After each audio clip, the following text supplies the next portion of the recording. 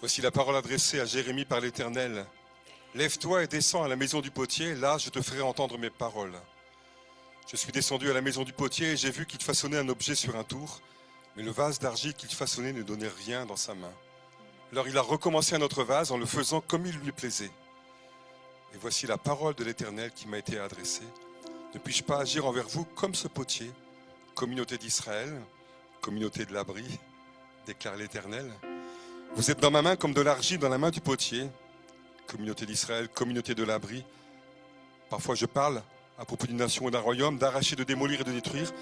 Mais si la nation dont j'ai parlé renonce à son mauvais comportement, je renoncerai au mal que j'avais prévu de faire. Amen. Je continue. Et parfois je parle à propos d'une nation ou d'un royaume, de construire et de planter. Mais si cette nation fait ce qui est mal à mes yeux et ne m'écoute pas, je renoncerai au mal que j'avais bien l'intention de lui faire. Maintenant, annonce donc aux hommes de Juda, aux habitants de Jérusalem, voici ce que dit l'Éternel. Je prépare contre vous un malheur, je fais un projet contre vous, que chacun renonce à sa mauvaise conduite. Corrigez donc vos conduites et vos agissements, mais ils disent, rien à faire. Nous suivrons nos pensées, chacun de nous agira conformément au penchant de son cœur mauvais. C'est pourquoi, voici ce que dit l'Éternel, interrogez donc les nations. Qui a déjà entendu de pareilles choses? Qui a déjà entendu de pareilles choses? Ô Seigneur, pourquoi mon peuple m'a oublié? Pourquoi mon peuple m'a oublié?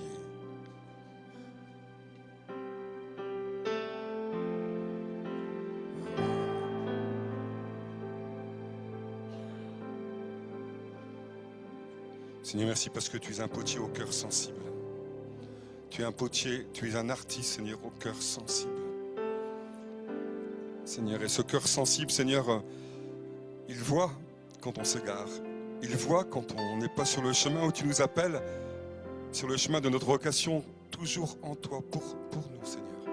Tu es un potier au cœur sensible, et tu es un artiste, Seigneur. Et quand tu brises un vase, Seigneur, c'est pour le restaurer. Et au travers des fêlures du vase, tu fais passer ta lumière, Seigneur.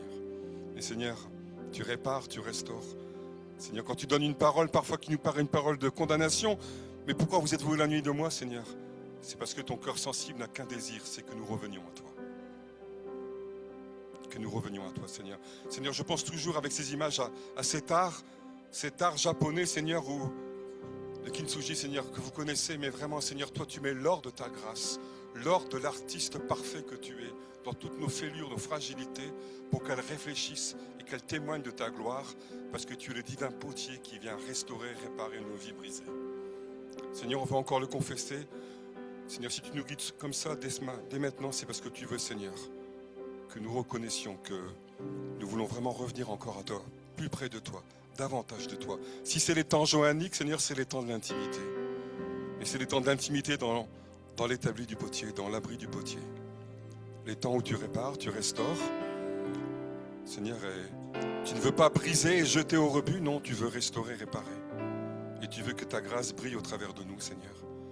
Seigneur, merci pour le vase fêlé que je suis, que tu as déjà restauré. Merci pour tout ce que tu fais encore. Et Seigneur, s'il y avait encore des domaines de ma vie qui ont besoin de faire teshuva, de revenir à toi, alors qu'ils reviennent, Seigneur. Qu'ils reviennent. Comme le dit la parole dans Chronique à la fin de la Bible juive de Tanakh, que celui qui doit monter, qu'il monte. Seigneur, commande vers toi. Commande vers toi maintenant. Commande vers toi. Que celui qui doit monter, qu'il monte. Que celui qui doit monter, que celle qui doit monter, qu'elle monte. Qu'elle monte dans l'atelier du potier. Celui qui répare, qui restaure. Oh Seigneur. Seigneur, merci parce que ta parole est toujours une parole de bénédiction, jamais une parole de condamnation. Tu as tout accompli à la croix pour nous en Jésus-Christ et désormais c'est la bénédiction qui coule. C'est pas la malédiction parce que tu l'as pris sur toi la malédiction, Seigneur. Tu l'as pris sur toi, Seigneur. C'est la bénédiction qui coule, la restauration, le rachat. Tu t'appelles Jésus de Nazareth, tu es le fils de Péretz dans ta généalogie, celui qui répare les brèches. Celui qui répare les brèches. Seigneur, le Messie que ton peuple attend, c'est le réparateur des brèches de la relation avec toi, qui a été brisé au jardin par le péché. Tu répares les brèches, Seigneur, et tu veux encore restaurer, Seigneur. Merci parce que tu n'as pas fini de nous restaurer, et tu le fais encore. Merci, Père. Accueillons cette dextérité du potier qui veut nous restaurer encore, qui veut vraiment réparer nos brèches. Amen. Montons, montons. Amen. Entrons dans la maison du potier, dans la maison du Père, près de son cœur, entre ses mains, abandonné, oh, à sa volonté, à ses désirs. Près de son cœur, je viens dans la maison du potier. Oh, fais de moi le vase que tu veux, fais de moi le vase que tu veux, fais de moi le vase que tu veux, oh mon Père. Fais de moi le vase que tu veux, fais de moi le vase que tu veux, fais de moi le vase que tu veux, oh mon Père. Fais être près de ton cœur, c'est ce que je désire, pour voir ta gloire et ta splendeur. Ma raison de vivre, où aller Seigneur, où fuirai-je loin de toi, Père, montre-moi ta demeure, je ne veux pas être ailleurs.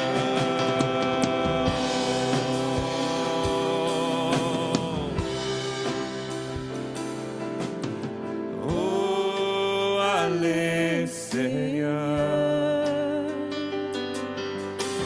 où fuirai-je loin de toi, Père, montre-moi ta demeure, je ne veux pas être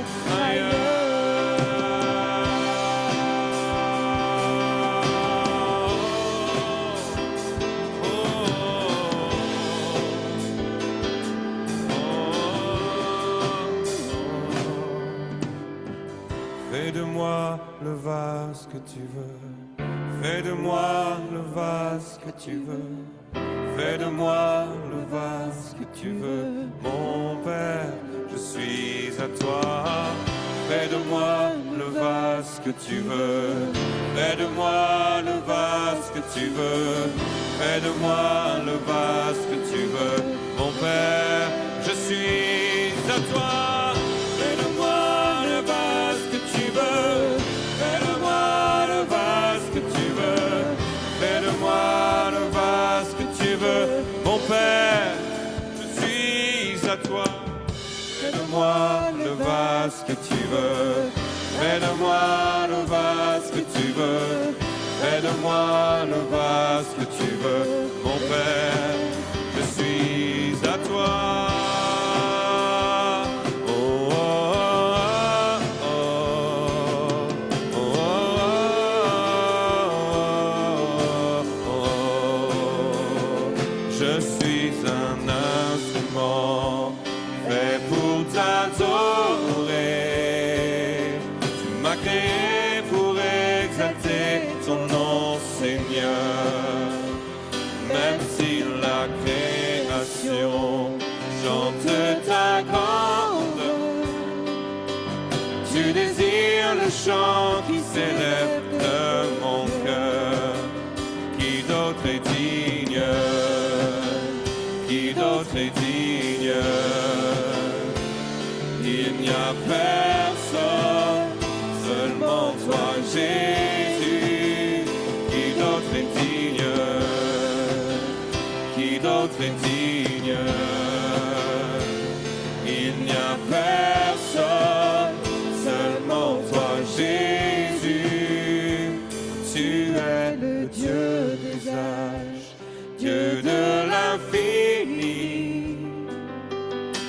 pourtant tu désires habiter en moi. Et ma vie transformée, vêtue de ta gloire, peux te donner ce que les anges ne peuvent t'offrir. Peux te donner ce que les anges ne peuvent t'offrir. Qui d'autre est digne? Qui d'autre est digne?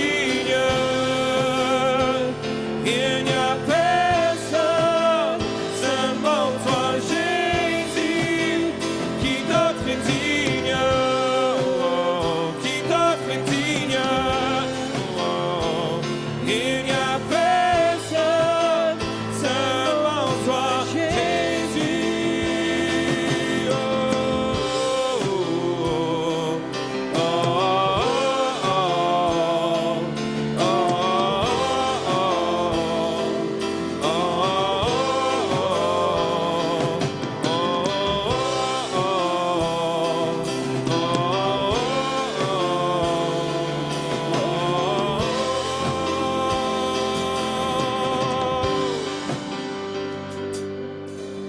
Agneau de Dieu, toi qui es loin, qui était, qui est et qui revient, assis sur le trône élevé. Tu es saint, tes mains percées, son sang versé, l'amour du Père pour nous donner. Jésus-Christ soit élevé, saint, tu es saint, agneau de Dieu, toi qui es loin, qui était, qui est et qui revient, assis sur le trône élevé. Tu es saint, ses mains percées, son sang versé, l'amour du Père manifesté. Jésus-Christ soit élevé. Qui d'autre est digne? Qui d'autre est digne?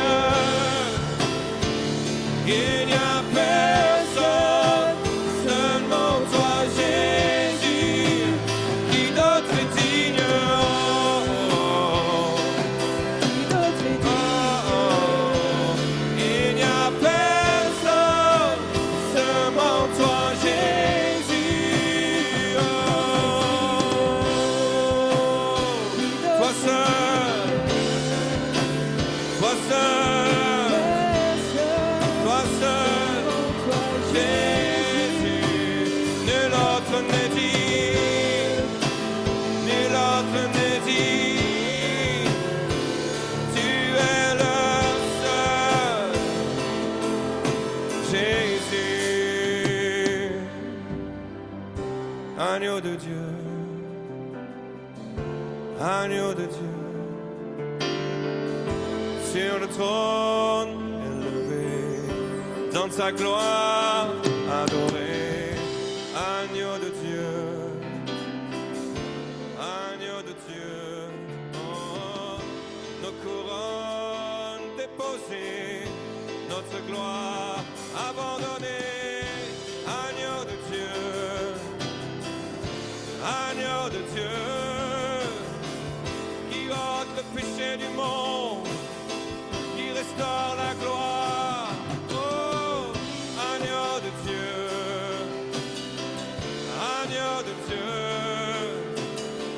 à tes pieds nous voulons déposer notre or, nos couronnes, à toi seul, à toi seul, à toi seul, à toi seul, à toi seul, à toi seul, à toi seul, Jésus. Honneur, honneur, force, louange pour les siècles des siècles, pour les siècles des siècles. Nos vases déposés, nos couronnes abandonnées, au pied de ton trône, au pied de ta majesté, nos pauvres, nos parfums déversés, nos vases libérés, au pied de ton trône, Jésus.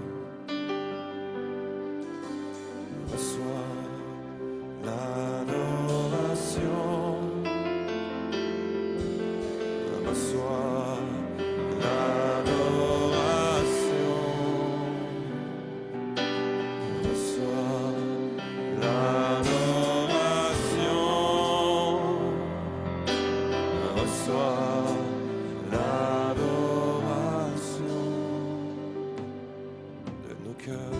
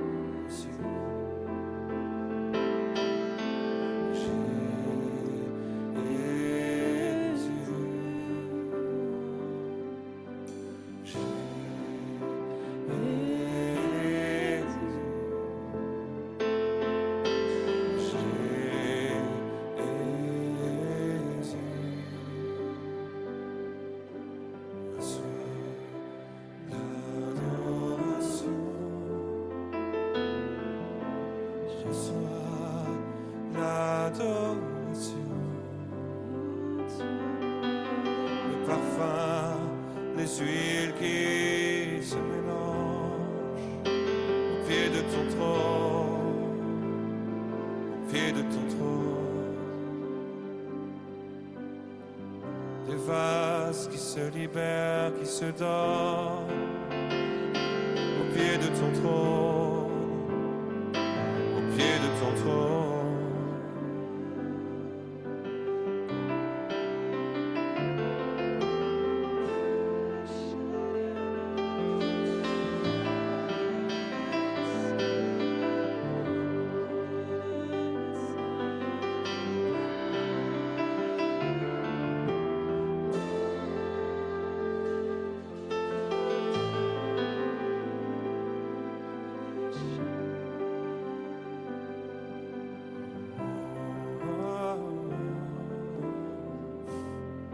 Seigneur, il y a deux mots-clés qui résonnent dans mon cœur pour le temps que nous vivons, pour ce week-end à part. Et il y a un mot que j'avais déjà reçu dans mon cœur pour... c'était quand je préparais dans la prière chez moi, c'est nuptialité. Et l'autre mot que j'entends ici, c'est maternité. Je me dis, Seigneur, mais pourquoi? Et j'entends ce psaume 131, que sans doute vous connaissez, un des psaumes les plus courts. On peut rester dans l'onction de la présence de Dieu. C'est un chant des montées. C'est un chant qui nous permet de monter vers Dieu. C'est un chant qui nous permet de monter vers Dieu. Et j'aimerais juste vous témoigner d'une toute petite chose. Quand ma propre mère a rejoint le Seigneur, il y a près de 30 ans maintenant, 35 ans, j'avais 25 ans, moins de 25 ans à l'époque. Le pasteur qui les avait mariés, mon père et ma mère, et le pasteur qui les avait accompagnés pendant des années, qui était un homme de Dieu, vraiment un homme consacré au Seigneur, il m'a accueilli avec une parole de consolation. Il m'a dit, Étienne, je sais que tu as découvert que Dieu est ton Père, qu'il soit aussi ta mère maintenant. Qu'il soit aussi cette mère qui console, cette mère qui nourrit, cette mère qui fait grandir, cette mère qui aime d'un amour maternel total, qui donne tout pour son enfant. Et pendant que nous chantions, pendant que je voyais ce vase du potier, pendant que j'entendais tout ce que Laurent reprenait dans ces mots, dans cette louange, j'entendais ce psaume 131 et comme étonnamment, je l'ai lu ce matin dans ma prière. Je lui ai dit, Seigneur, pourquoi tu me donnes ce psaume ce matin? Chant des montées, monte, monte, monte vers le Père, monte vers celui qui te nourrit, monte vers le Père qui a un cœur de mère. Vous savez comment on dit utérus en hébreu? C'est le même mot que entrailles, c'est le même mot que miséricorde. La miséricorde de Dieu, c'est l'utérus d'une mère qui t'enfante et qui bat pour toi parce qu'elle sait que tu es né de son ventre, que tu es né de son utérus. Les entrailles de Dieu, c'est son utérus de vie. Et ça peut rejoindre toutes les femmes qui comprennent ça. Mais pour nous les hommes, ça nous donne cette image profonde que Dieu nous a mis au monde, que Dieu nous a créé. Et qu'il a un cœur, certes, il a l'autorité du Père. Certes, il a l'amour du Père, mais il a aussi ce cœur de mère, presque ces entrailles de mère pour nous.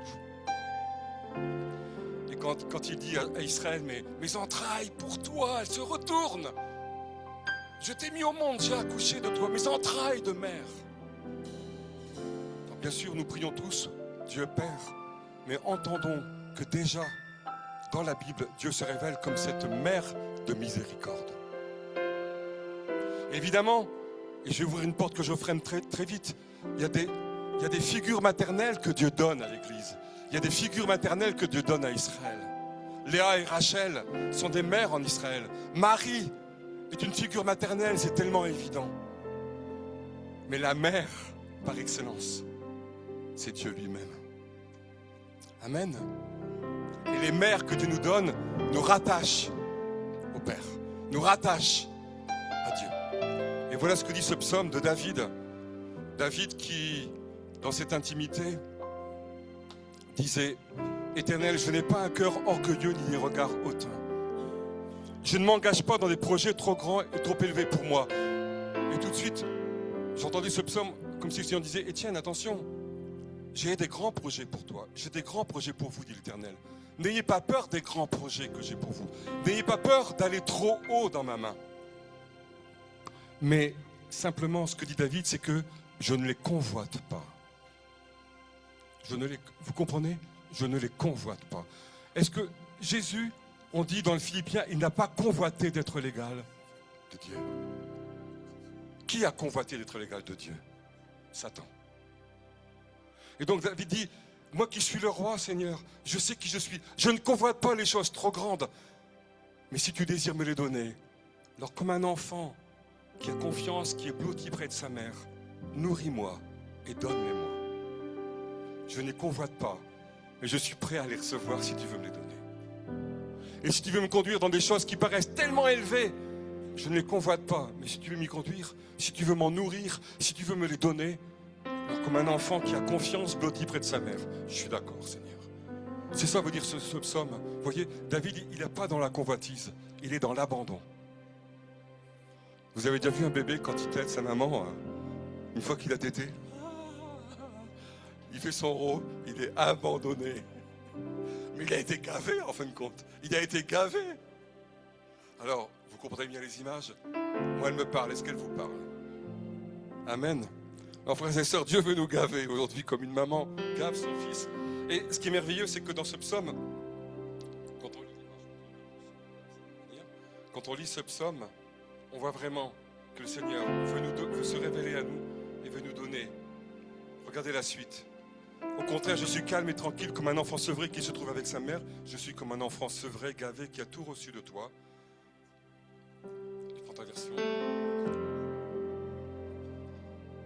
J'ai imposé le calme et le silence à mon âme. Ça, c'est magnifique. Peut-être qu'on est arrivé là avec peut-être des tumultes dans la tête, dans les pensées, vous savez. On a beau connaître le Seigneur depuis longtemps, on arrive souvent avec des tumultes dans la tête. Moi, le Seigneur me disait, Étienne, donne pas tout ton témoignage, c'est pas ça l'essentiel, mais rappelle à tes frères et sœurs que toi aussi tu es un vase brisé. Vous savez, je suis pas un orateur, non, je suis un vase brisé. Et le Seigneur a déposé simplement en moi ce que je vous partage. C'est pas plus ni moins que ça. Disponible. Mais je suis un vase brisé. Moi, je suis un fils prodigue. Si je vous donne mon témoignage, moi, je reviens de loin. Si vous voulez. Alors, c'est peut-être la meilleure manière de me présenter. Alors, on y va. J'étais élevé dans une famille chrétienne, protestante, dans l'église réformée. À Lille, Fives, un quartier populaire où un pasteur, 3 générations auparavant, avait évangélisé dans des courées.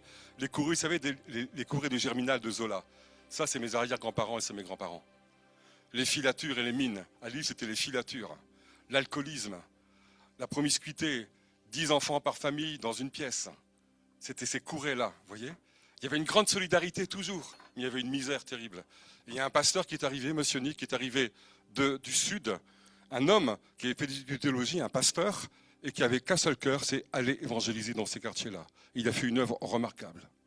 Il a commencé une œuvre de relèvement, de rédemption, en luttant contre l'alcoolisme, en luttant contre la misère. Il a ouvert un dispensaire, il a créé la Croix-Bleue, il a ouvert les premières colonies de vacances en France pour les enfants défavorisés. Il a ouvert les premiers groupes scouts protestants pour les adolescents.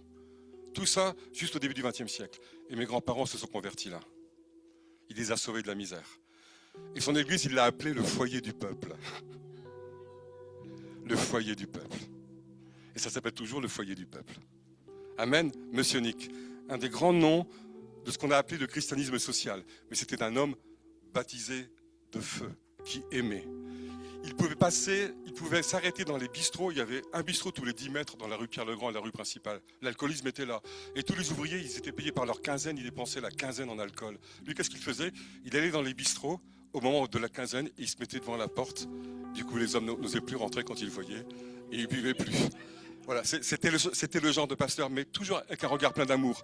Et puis il avait compris que l'Église avait abandonné ces hommes et ces femmes. Il allait voir les prêtres, leur disant, vous êtes les patrons de ces ouvriers sont catholiques. Qu'est-ce que vous faites pour eux?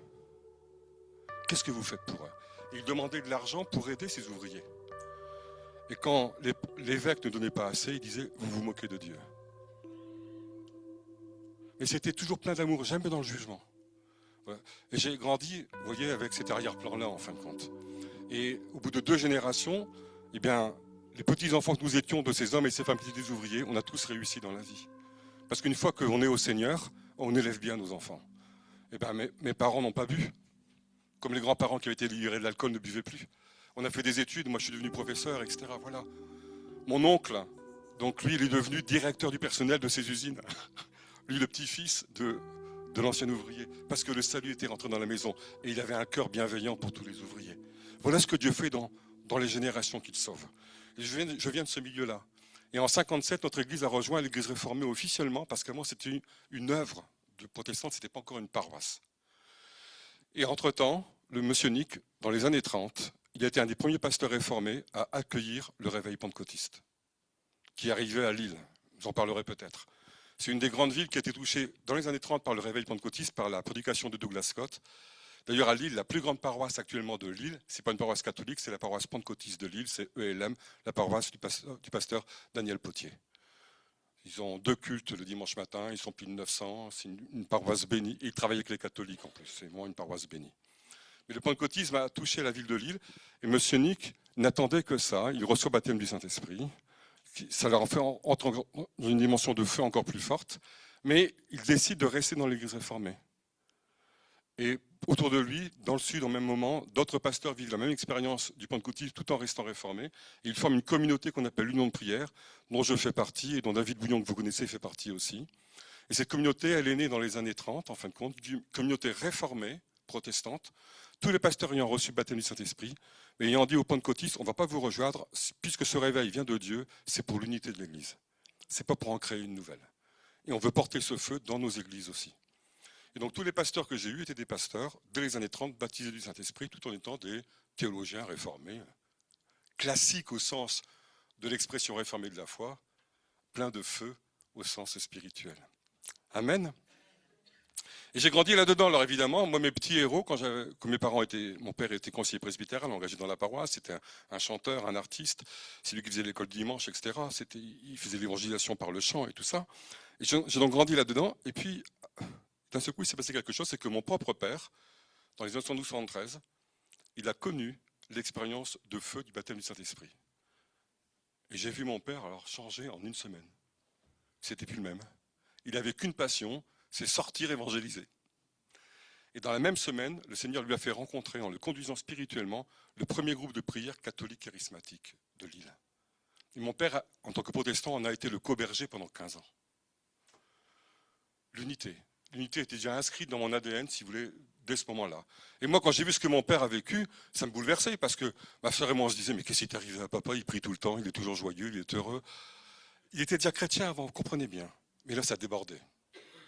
Ça débordait. Et puis, il a commencé à travailler avec les catholiques, avec tout le monde. Et puis, mon frère aîné est allé à Gagnères, il a vécu ça aussi, enfin bref. Et moi, j'ai vécu pour la première fois une expérience de Dieu, là, vraiment forte. Notamment avec mes chefs scouts qui étaient rentrés des rallyes de jeunes de Gagnères à l'époque, Gagnères dans le sud, qui était un des centres du renouveau charismatique, avec Thomas Roberts et beaucoup d'autres pasteurs.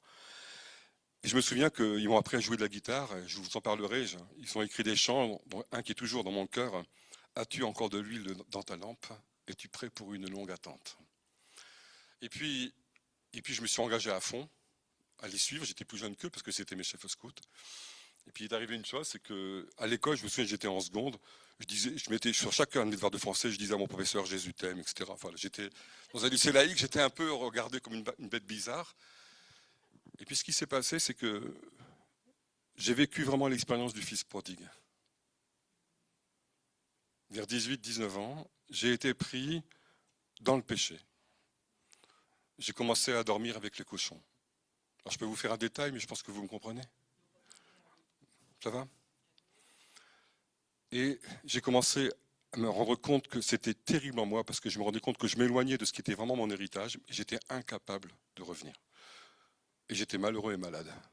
J'ai commencé mes études, je les ai arrêtées, et je suis parti au service militaire. Un nouveau pasteur est arrivé à Fives, Paul Bechdolf, qui a été mon père spirituel. Et lui, il a vu mon état. Ma mère et mon père priaient pour moi. Il a vu mon état. À l'époque, je m'étais fiancé, croyant qu'en me fiançant avec quelqu'un qui était aussi malheureux que moi, avec nos deux malheurs, on allait faire un bonheur. Mais moins plus moins, ça fait 2 fois moins. Vous voyez, ça ne fait pas plus. Et ce qui s'est passé, c'est qu'en partant au service militaire, j'ai été rappelé parce que j'avais fait exploser mon sursis, j'avais 22 ans, alors que j'avais arrêté mes études. En partant au service militaire, quand je suis revenu à la première permission, ma fiancée était en hôpital psychiatrique. Elle était maniaco-dépressive, et donc elle était en crise maniaque, et donc elle est restée plusieurs mois, presque 1 an ou 2, 1 an au moins, en hôpital psychiatrique sous lithium. Ses parents étaient désespérés, et ils m'ont dit, Etienne, il faut rompre les fiançailles, de toute façon, ça n'aurait jamais été. Et je suis retourné à l'armée avec ça, et à l'armée, le Seigneur m'attendait. Les 6 premiers mois, ça a été un enfer. Je ne vous raconte pas. J'étais à Bitche, à Sarrebourg, Alsace-Moselle, il faisait très froid. Et c'était un enfer parce que j'étais au 1er régiment d'infanterie, et puis c'était un régiment d'actifs où il y avait à la fois des appelés et des engagés, et c'était très difficile. Et le Seigneur m'attendait parce que, au bout de 2 mois de classe, je pensais être tranquille. Non, j'ai fait 12 mois de classe parce que j'ai été nommé instructeur. Donc je suis resté dans le coin le plus difficile du régiment. Et j'ai eu des officiers épouvantables. Et ce qui est étonnant, violents, vulgaires, c'est-à-dire la part la plus honteuse de l'armée. Parce que, vous allez voir, j'ai rencontré quelqu'un d'autre après. Et du coup, ça réveillait en moi l'héritage, en me disant, je ne veux pas être comme ça. Je ne peux pas être comme ça. Je ne peux pas être vulgaire, je ne peux pas être pornographique, je ne peux pas rester dans ces délires-là. Je ne peux pas être dans l'adultère, je ne peux pas être dans la convoitise sexuelle permanente, avec le mot grossier, avec les images, etc. Il n'y avait pas Internet à l'époque, mais croyez-moi, les jeunes étaient déjà tentés par beaucoup de choses.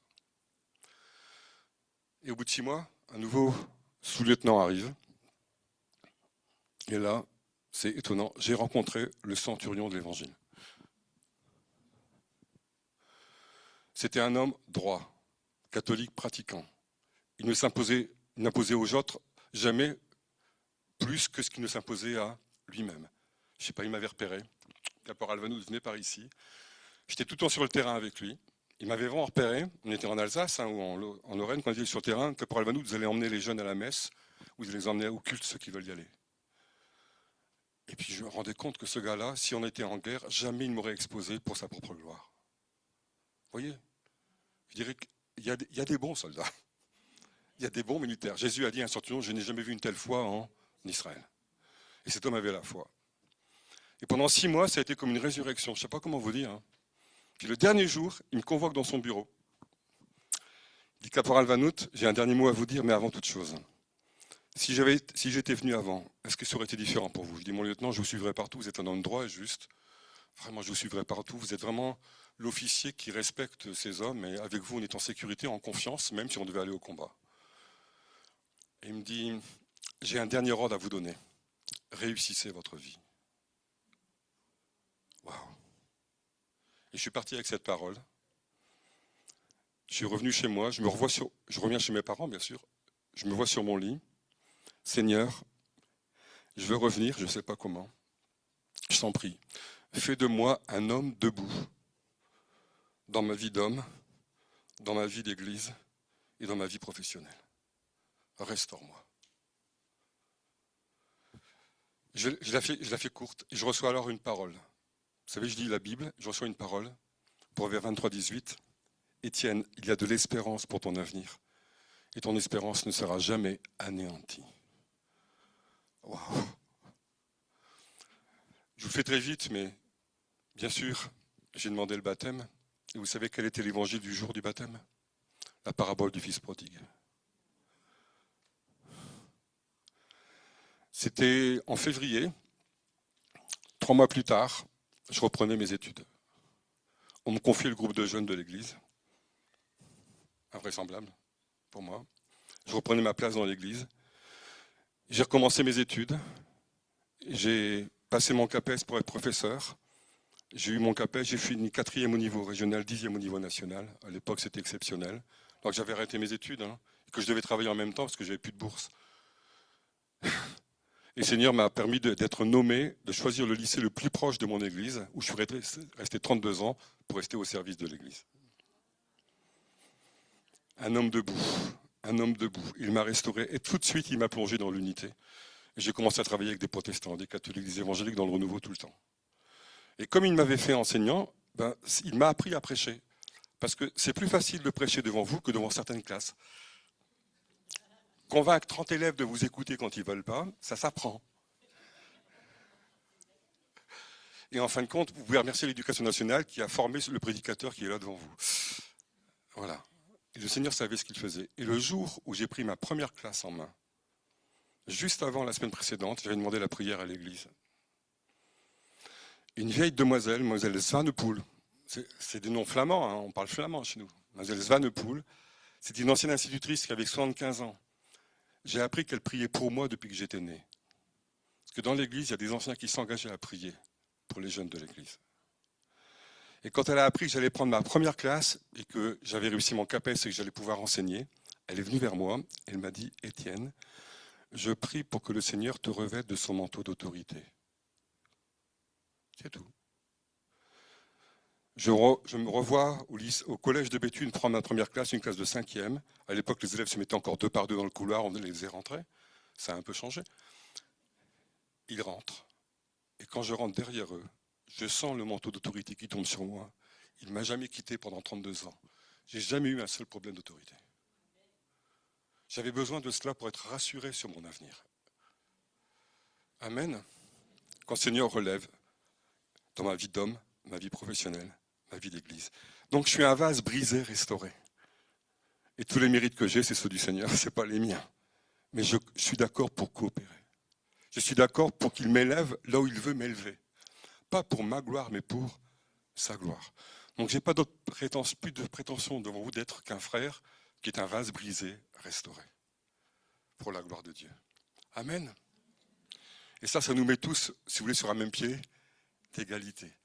Et si je sais prêcher, si je sais enseigner, c'est parce que le Seigneur m'a donné cela. Je l'ai exercé comme métier, aussi bien dans le terrestre comme dans le céleste, mais ça vient de Dieu de toute façon.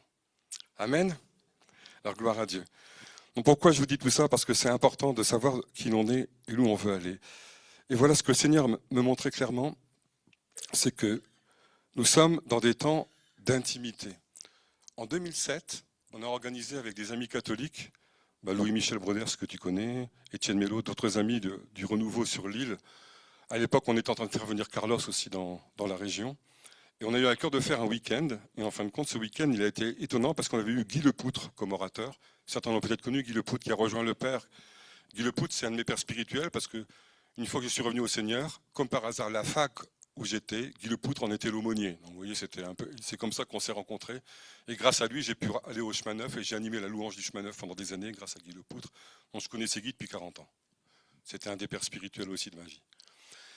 Et Guy, en fin de compte, nous disait, très prophétiquement, on change de saison, on passe de la saison paulinienne et pétrinienne à la saison johannique. La saison pétrinienne et paulinienne, vous savez, c'est la saison de ces docteurs costauds, durs. Enfin, quand je dis durs dans le sens, vous voyez, wow, ils tapent, quoi, ils font avancer. Lisez l'apôtre Paul, il y a des moments, moi j'imagine ceux qui lisaient la lettre pour la première fois, les Galates ou autres, Galates insensés, boum. Vous voyez, d'accord, vous comprenez? Oui, mais c'était une dureté, je dirais, paternelle pour faire avancer. Et Pierre, c'était pas être un doux non plus. D'ailleurs, Pierre et Paul, entre eux, parfois, c'était un peu électrique. Donc, vous savez, ces personnalités apostoliques qui fendent la banquise pour faire avancer. Oui, mais derrière, une fois qu'on a fendu la banquise, il faut prendre soin des gens. Et ça, c'est l'époque johannique. C'est Jean, le disciple de l'intimité.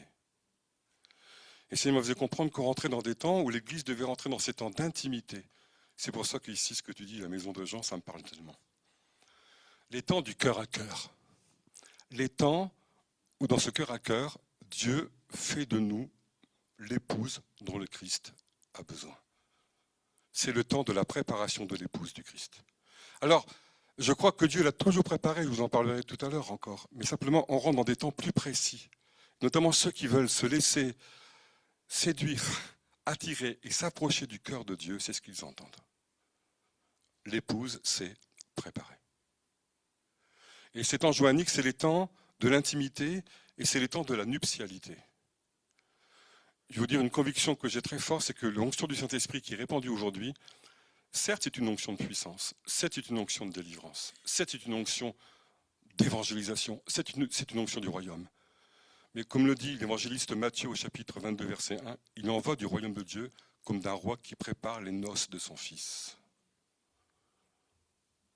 Le royaume de Dieu, c'est un royaume où il y aura un couple, le Messie et son épouse, qui régneront. Et Dieu prépare son épouse. Il la prépare d'autant plus que le Messie, comme nous disent nos frères juifs, il est à la porte. Il vient bientôt. Parce que même les Juifs qui ne connaissent pas Jésus le savent. Quand ils disent les signes des temps, avec les mêmes paroles que nous, en prenant les mêmes prophètes que nous, d'ailleurs qui sont les leurs avant d'être les nôtres, ils le savent. Alors, frères et sœurs, nous sommes dans ce temps-là de la préparation de l'épouse. Et ce n'est pas étonnant qu'on reçoive ces psaumes de l'intimité. Vous savez, ces psaumes où Dieu nous dit, mais si vous savez combien je vous aime, comme une mère aime ses enfants, comme un père se donne pour ses enfants. Alors, ça fait des années que je prêche ça, c'est pas nouveau, mais parce que c'est le temps de le faire.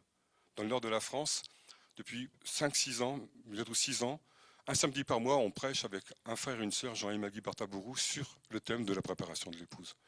Parce que c'est le temps. Mais d'abord, c'est à moi que ça parle en premier, vous voyez? Et c'est pour ça que je peux vous le partager après. Donc nous sommes dans les temps de la préparation de l'épouse, les temps de l'onction de nuptialité. Pourquoi l'onction de nuptialité? Vous savez, ce qui est au cœur de l'Évangile, il y a deux choses qui est au cœur de la Bible, quand on rentre dans l'intimité de Dieu. La première chose que je voudrais vous partager, c'est, peut-être vous la connaissez de nom, c'est Mère Basilea Schenck. Elle doit être auprès du Père maintenant, c'était la responsable de la communauté des sœurs de Darmstadt en Allemagne. Est-ce que certains vous la connaissent? Vous connaissez de nom? Pas du tout? Alors, faire très très vite encore une fois, parce qu'une fois, il faut m'arrêter, parce que je peux parler longtemps. Je suis un professeur bavard. Comme dirait ma femme, Étienne, pose-toi un peu, tu as trop de choses à dire, dis-les calmement. Cette sœur, en fin de compte, c'est une communauté de diaconesses. Vous savez ce que c'est qu'une diaconesse? Ce sont des protestantes qui vivent comme des sœurs catholiques, qui ont fait vœu de célibat, qui vivent en communauté. Souvent, ce sont des communautés de service. Elles sont diaconesses en hôpital, comme les diaconesses protestantes à Versailles, à Reuilly, qui s'occupent d'hôpitaux, qui s'occupent de maisons de retraite. Mais elles vivent en communauté, elles font un vœu de célibat privé, qui est reconnu, etc. Donc ça existe dans le protestantisme depuis le 19e siècle. Vous avez une autre communauté protestante de frères, c'est Thésée. Au départ, Thésée, c'était tous des protestants. Ils en avaient d'autres luthériennes, comme ça, en Allemagne et en Suisse. C'est un mouvement qui est né au 19e siècle, et Thésée, lui, c'est juste après la guerre. Pourquoi? Parce que l'onction monastique est une onction qui vient du Seigneur. Certains, pour être l'épouse du Christ, reçoivent la vocation du célibat. Certains, certaines. C'est une vocation, certains se rendront eunuques pour le royaume de Dieu. Simplement, l'Église n'a pas à l'imposer. C'est quelque chose qu'on reçoit du Seigneur. Mais il faut quand même les lieux où on puisse le vivre. Et le meilleur lieu où on puisse le vivre, c'est quand on est en communauté pour des hommes ou pour des femmes qui ont reçu le même appel. Amen. Le chemin neuf, dans le renouveau, inaugure une voie nouvelle. Le chemin neuf, il vit en communauté, vous savez, les membres du chemin neuf, mais il y a à la fois des célibataires consacrés et à la fois des couples. Simplement, les couples et les célibataires vivent dans la même communauté, ils ont les mêmes moments ensemble, mais ils n'ont pas les mêmes lieux de vie. Les familles sont respectées et le célibat est respecté. Mais le fait d'être en communauté, ça aide chacun à vivre sa vocation. Je ferme la parenthèse. Et donc cette Mère Basilea Schenck, finalement, elle a reçu énormément de motions du Seigneur.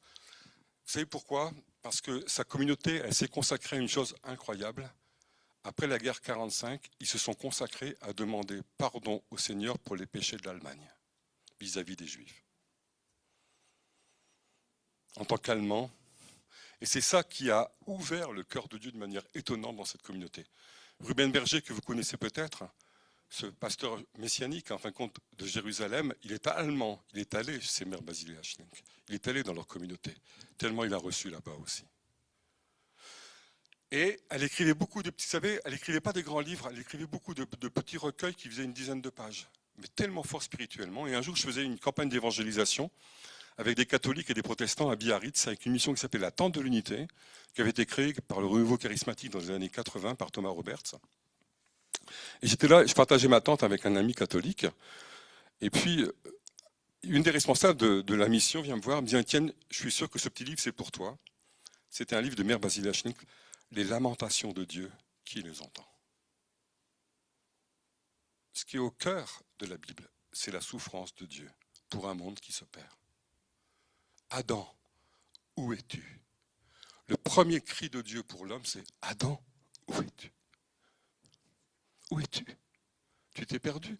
Où es-tu? Je t'avais tout donné, où es-tu? Étienne, où es-tu? Les lamentations de Dieu, qui les entend? Et ce livre m'a bouleversé. Après, j'ai vécu des choses assez personnelles avec Jésus à ce niveau-là, mais ce livre m'a bouleversé. Et donc, ce qui est au cœur de l'Évangile, c'est les lamentations de Dieu qui souffrent devant un monde qui se perd. Et c'est pour ça que Jésus, à Gethsémani, dit « Seigneur, cette coupe, elle est terrible, parce que je vais boire la coupe de la malédiction du péché. Mais non pas ce que je veux, mais ce que tu veux. Je communie à ton cœur de Père qui souffre pour le monde, et je m'offre. » Et la deuxième chose qui est au cœur de la Bible, c'est le Cantique des Cantiques. Vous savez ce texte, vous l'avez déjà lu? Waouh! Vous savez que nos frères juifs, parce que c'est eux qui l'ont mis dans la Bible, ils ont hésité. Il y avait deux écoles. Il y en a qui disent non, ce livre est trop érotique. Si vous le faites lire à un profane, il va se dire, punaise, quelle littérature, entre l'homme et la femme. Certains le lisent, vous savez, avec un regard en disant, qu'est-ce qu'il y a derrière les mots? Ben, il y a derrière les mots la passion amoureuse. La passion amoureuse, elle s'exprime aussi par les corps. Alors il y a des rabbins qui disaient quand même, bon, on voit bien, ma main ruisselle de nard, viens consommer tes seins comme ce... Enfin, c'est quoi ce truc dans la Bible, quoi, franchement? Puis il y a d'autres juifs qui disent, non, non, ça c'est l'amour de Dieu pour son peuple. Parce que l'homme et la femme, il les a créés, et le mariage est une réalité céleste d'avant la chute.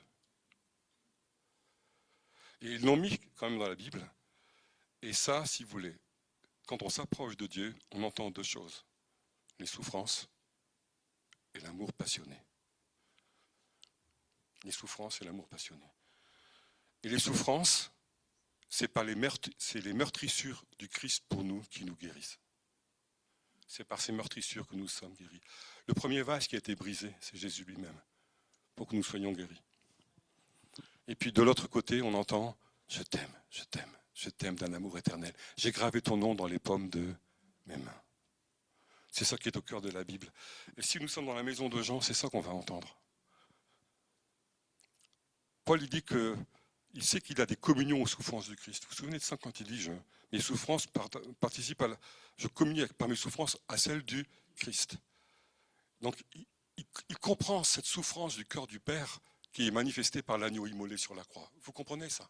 Pour le rachat du monde. Mais en même temps, il sait aussi à quel point il y a ce cœur d'amour fou de Dieu pour nous. Amen. Mes frères et sœurs, si on rentre dans la maison de Jean, on va entendre ces deux choses. Peut-être que durant ce week-end, Dieu va peut-être préférentiellement nous emmener vers la nuptialité. Vous voyez, vers ce cœur de mère, ce cœur d'amour débordant pour nous restaurer.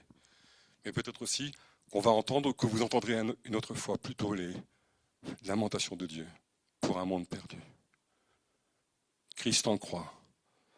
Père, pardonne-leur, ils ne savent pas ce qu'ils font. Amen. Et moi, ces lamentations de Dieu, c'est elles qui m'ont rappelé, qui m'ont restauré. Étienne, où es-tu? J'étais perdu, Seigneur. Est-ce que tu peux me sauver? Oui, viens. Tu es mon fils prodigue. J'abandonne mes 99 brebis pour être recherché. Et Dieu m'a retrouvé, m'a recherché. Et je suis là debout devant vous. Donc, vous voyez, 40 ans après. Amen. Gloire à Dieu. Voilà ce que je voulais vous dire en fin de compte. Et cette onction de nuptialité, cette onction de Dieu, elle est tellement importante dans les temps où nous sommes. Alors, je me rends compte que j'ai préparé beaucoup de choses à vous dire. Ça, je ne pensais pas vous le dire, mais j'ai eu à cœur de vous le dire. Il y a des choses que je dois avoir à vous partager. Je demande aussi de les partager dans l'ordre qu'il faut, dans ce qu'on doit vivre ensemble. Parce que vous voyez, là, on est ensemble. J'ai beau être debout devant vous, voilà, je suis au milieu de vous. Hein, je ne suis pas plus grand ni plus petit. On est tous à la même hauteur avec le Seigneur. Amen. Alors, j'aimerais quand même peut-être commencer par quelque chose d'important par rapport à ce que j'ai reçu pour cette nouvelle année. Je voudrais plus vite, oui. Et c'est un des premiers mots-clés que je voudrais vous partager. Et je pense que vu ce qu'on a partagé avec Florence et puis avec Bruno dans la voiture, on va s'arrêter sur ce premier mot-clé si vous le voulez. Vous voyez, on est encore en janvier, donc on pourrait se souhaiter des bons vœux. Vous êtes d'accord? Oui. Amen. On va se les souhaiter d'ailleurs. Mais quel vœu se souhaiter quand on est chrétien? Bonne année? Bonne santé? Oui, pourquoi pas?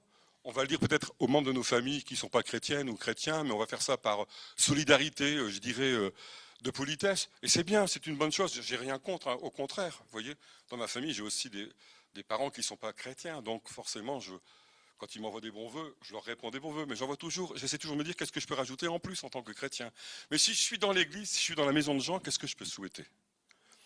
Et en fin de compte, le Seigneur m'avait donné plusieurs choses. Et il m'a dit, regarde bien Étienne, cette carte de vœux. Ce n'est pas une carte de vœux que j'ai reçue, c'est une carte de vœux que j'ai trouvée sur Internet.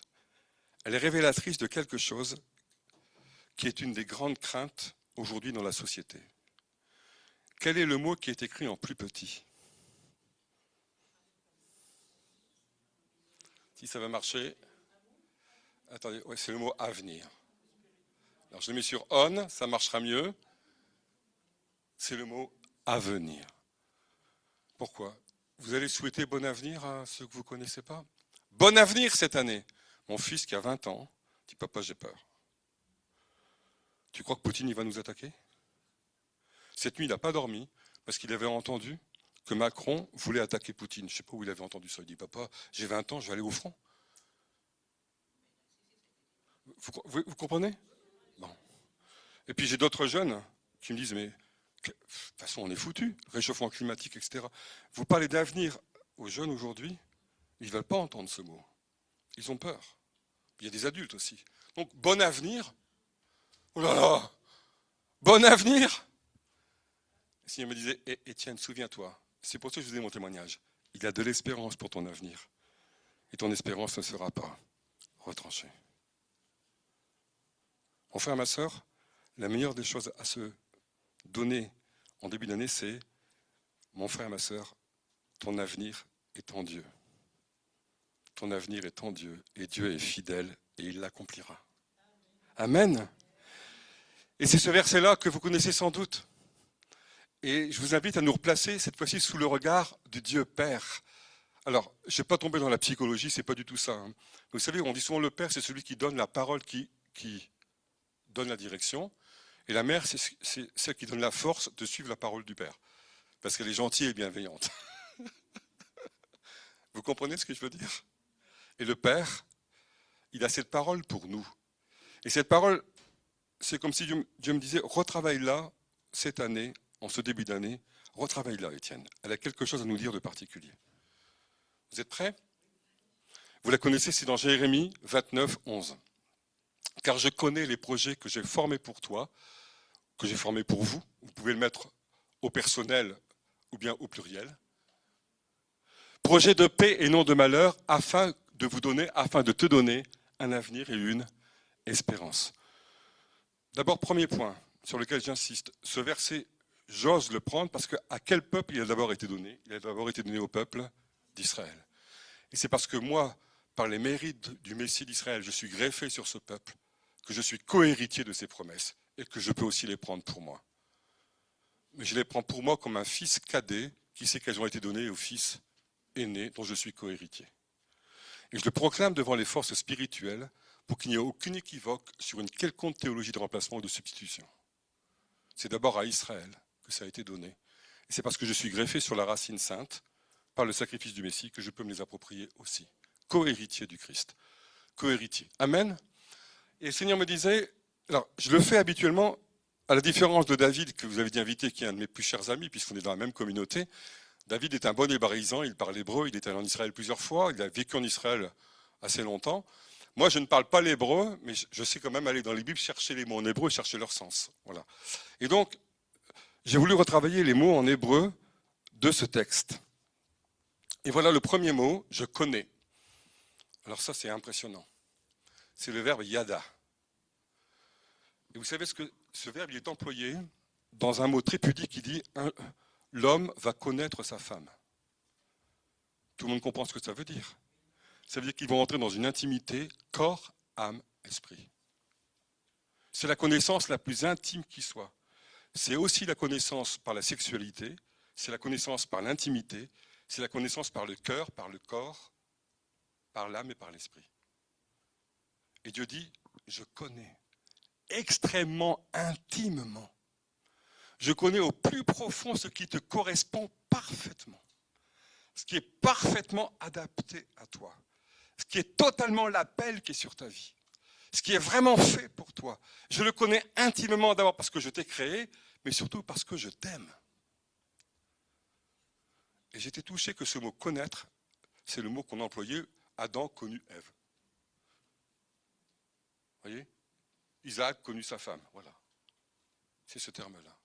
Le terme vous êtes d'une union tellement forte, tellement intime que tout est donné. Dieu nous veut nous connaître comme ça, aussi intimement. Vous voyez, c'est l'image, vous savez que Paul dit finalement l'image du couple, c'est l'image de l'union entre Christ et son Église. Je vous une parenthèse, c'est pour ça que les couples sont si attaqués aujourd'hui. En s'attaquant au couple, on s'attache à l'image de l'union entre Christ et l'Église, qui est le projet de Dieu.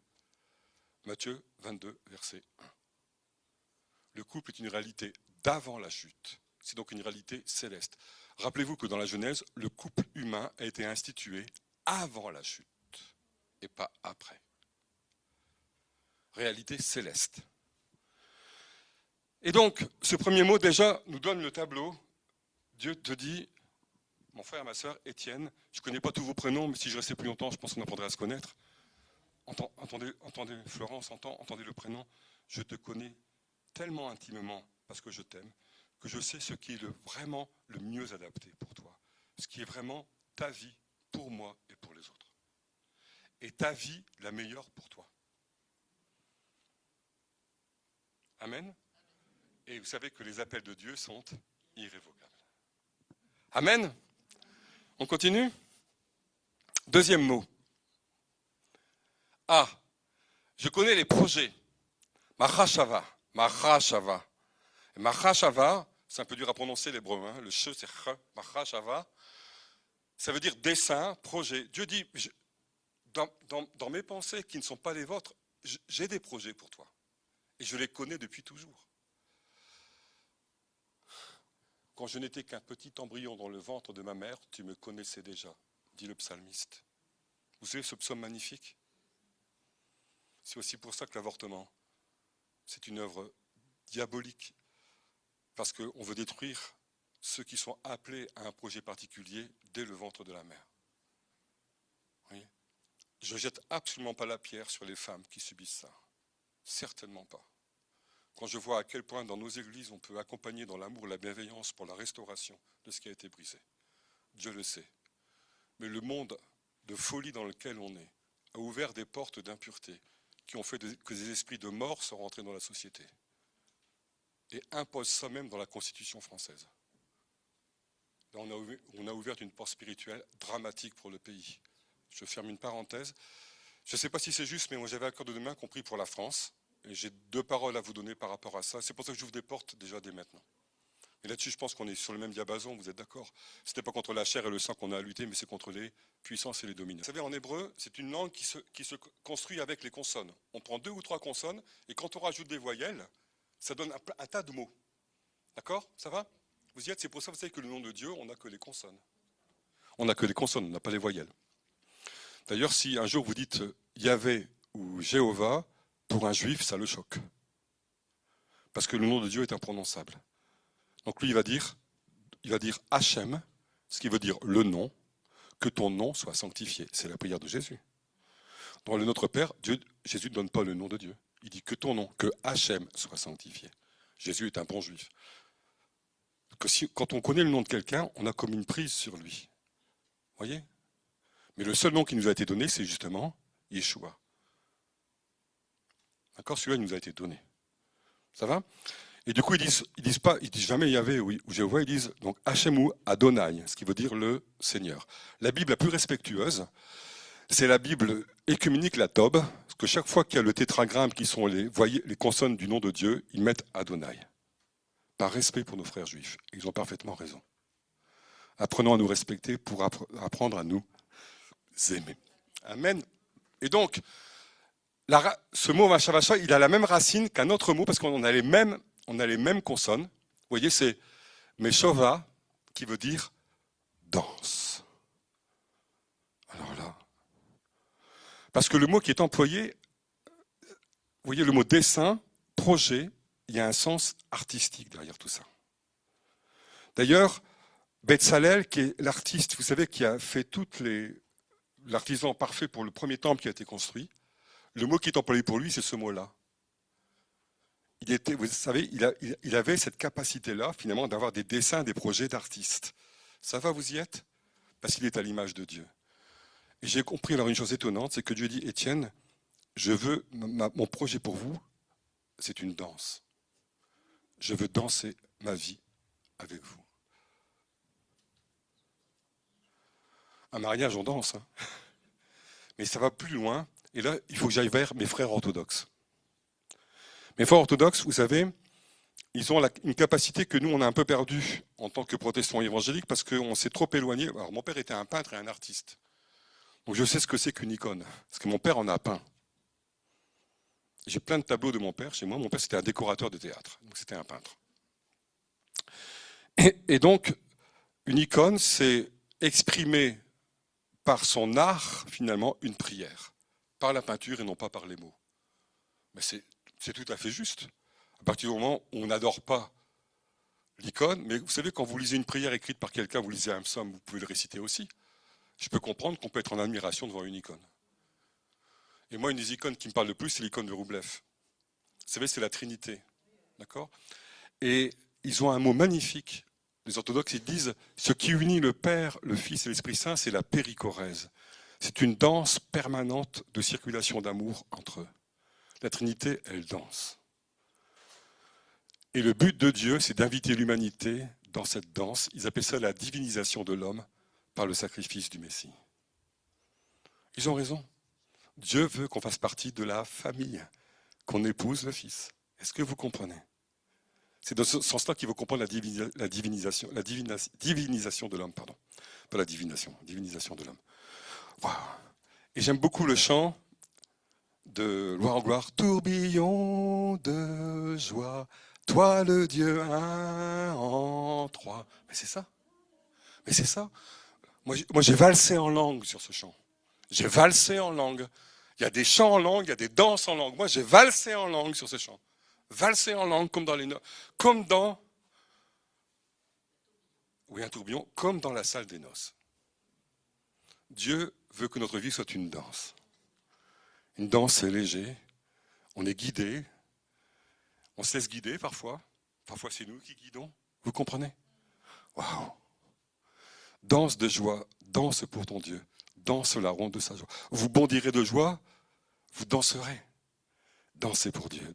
Il veut danser avec nous. Waouh! Alors vous voyez, quand on travaille un peu l'hébreu, les sens qui explosent. Et je me dis, je vous partage tout ça, pourquoi? Parce que je suis convaincu que tel mot va toucher plutôt tel frère ou telle sœur parmi nous. Tel autre mot va toucher tel frère ou telle sœur parmi nous. Ce qui compte, c'est qu'on soit touché parce que Dieu veut nous laisser aujourd'hui. Amen. Et puis il y a un autre nom, alors celui-là est pas mal non plus, avenir.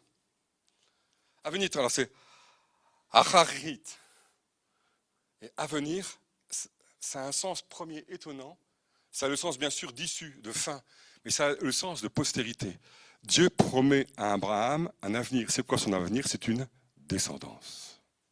Aussi nombreuse que les étoiles et que les grains de sable, par lequel seront bénies toutes les familles de la terre.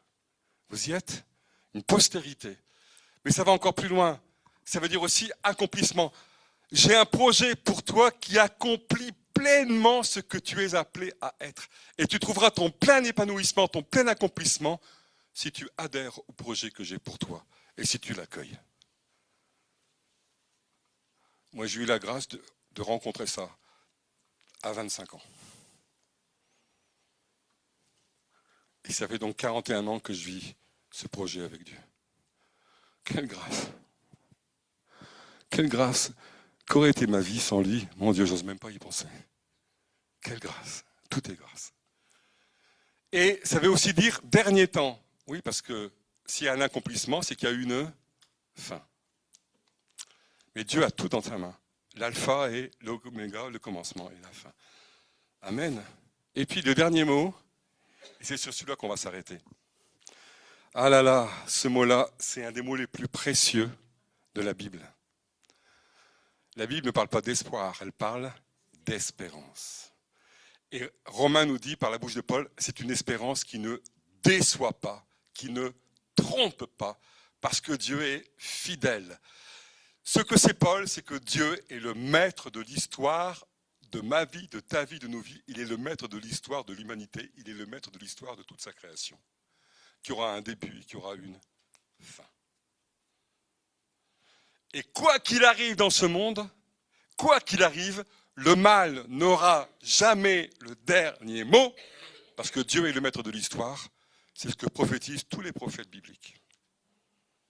Et c'est ce que j'en reprends dans l'Apocalypse, parce qu'il continue en tant que juif, les prophètes bibliques. Il reprend Daniel, il reprend un tas de prophéties bibliques, Ésaïe, etc.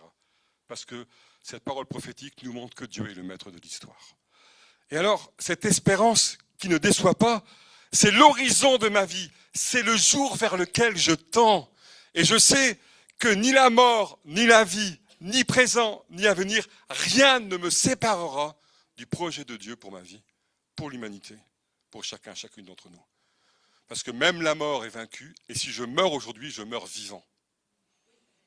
Parce qu'avec Jésus, il y a une vie avant la mort déjà. Et moi, ça fait 41 ans que je vis ma vie avant la mort et j'en suis heureux. Je n'ai pas de problème pour la vie après la mort. C'est souvent la vie avant la mort qui pose problème aux gens. Avec Jésus, il y a une vie avant la mort. Et elle commence avant la mort et la mort ne la détruit pas. Amen. Gloire à Dieu. Alors, ce mot-là, espérance, tikva. Ceux qui connaissent un peu le peuple juif, tikva, ça vous dit rien? Tikva, c'est l'hymne national d'Israël, l'espérance. Frères et sœurs, le peuple de l'espérance, c'est d'abord Israël. C'est le peuple de l'espérance pour le salut du monde. C'est le peuple des prophètes, des patriarches. C'est le peuple de l'alliance. Paul nous dit dans les Romains, ils ont tout. Ils ont l'adoption, les promesses, les alliances. Même la nouvelle alliance a été prophétisée au peuple d'Israël. D'abord. Voici la nouvelle alliance que je conclus avec vous, dit l'Éternel. C'est déjà par les prophètes d'Israël qu'il la promet. Vous y êtes? Et donc, le peuple de l'espérance, et nous, en tant que sauvés des nations par le Messie d'Israël qui s'est donné conformément aux Écritures, conformément aux prophètes, Jésus commence son ministère sous l'onction du prophète Ésaïe. L'Esprit du Seigneur est sur moi. Vous êtes d'accord avec ça? Eh bien, je suis aussi agrégé à cette espérance par ma foi dans le Messie d'Israël. J'ouvre une parenthèse. Vous comprenez aussi pourquoi toutes les fausses espérances idolâtres veulent détruire Israël.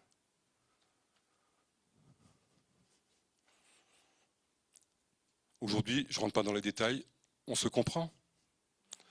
Mais la fausse espérance la plus terrible, c'était celle du nazisme, d'Hitler, qui voulait un Reich de 1000 ans à la place du millénium de Jésus-Christ.